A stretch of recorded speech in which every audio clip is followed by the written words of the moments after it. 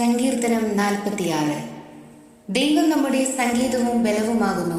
കഷ്ടങ്ങളിൽ അവൻ ഏറ്റവും അടുത്ത തുണയായിരിക്കുന്നു.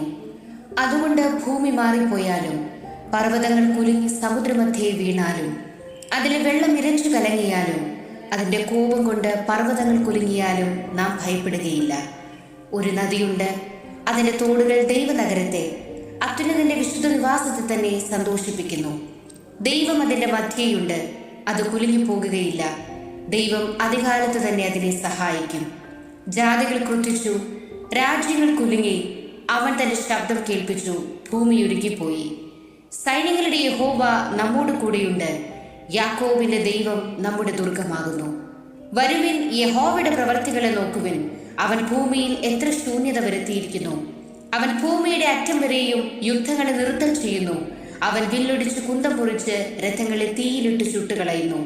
മിണ്ടാതിരുന്ന് ഞാൻ ദൈവമെന്നറിഞ്ഞുകൊള്ളുവിൻ. ഞാൻ ജാതികളുടെ ഇടയിൽ ഉന്നതനാകും, ഞാൻ ഭൂമിയിൽ ഉന്നതനാകും. സൈന്യങ്ങളുടെ യഹോവ നമ്മോട് കൂടെയുണ്ട്, യാക്കോബിന്റെ ദൈവം നമ്മുടെ ദുർഗമാകുന്നു. ആമേൻ.